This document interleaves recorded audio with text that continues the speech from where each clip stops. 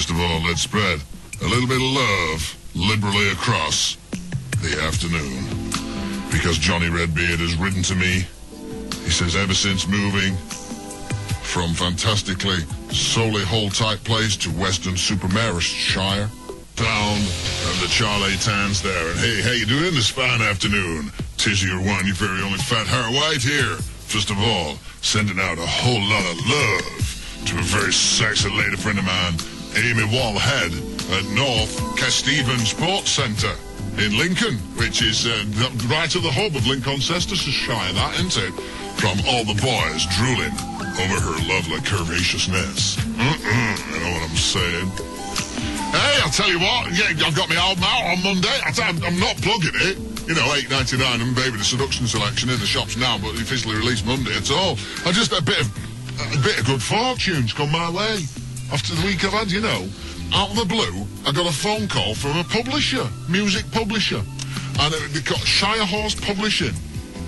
Nice lads, they were called Mac and Lord, they were called. And funnily enough, they were both a bit hoarse. Hello, Annie. They were saying like, anyway, you know, and do you know what? You wouldn't believe, amazing deal they've offered me. I sign over all the royalties to them, and they give me £50 now. What do you think about that? That's not bad, is it? It's not a bad deal at all, that. £50 I get. You know, I mean, it'd be nice. I might put that to one side, you know, because I've not had holiday for 5 years, and I'm hoping to save up and take for Harriet to Brill in a caravan for a weekend in March. It's out of season, it's cheaper, you see, so that £50 will come in handy.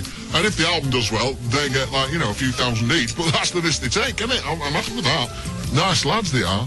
And I tell you what, I'm not late for my spot today, not like yesterday. I made a special effort. I didn't want to let Mark and Lard down, did I? I don't know where I'd be without them. Probably down the job centre. Salt of the earth, them lads. So I thought I'd be here nice and early. So I didn't go home yesterday. I kicked here last night.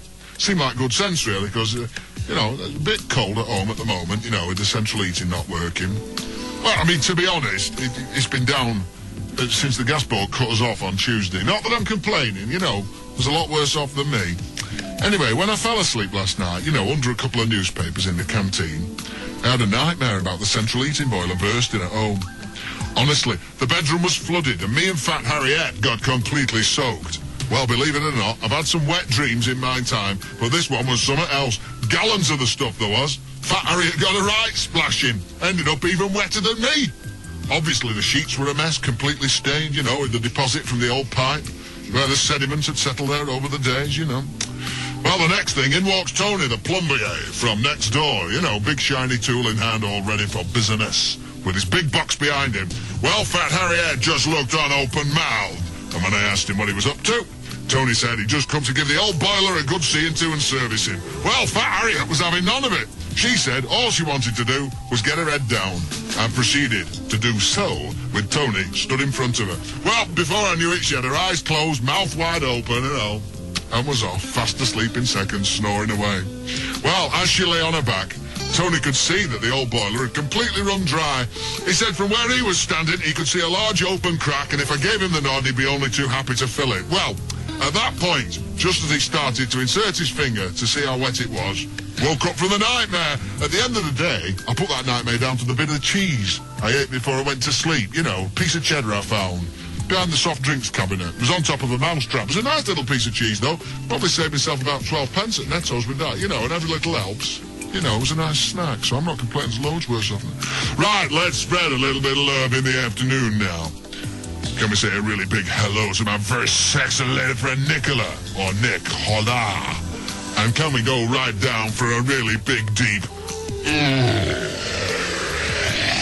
Oh, yeah.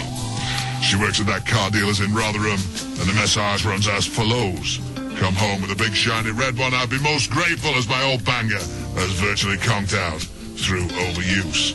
And that is from Chris Herson, over there in Sheffield in York Sostershire.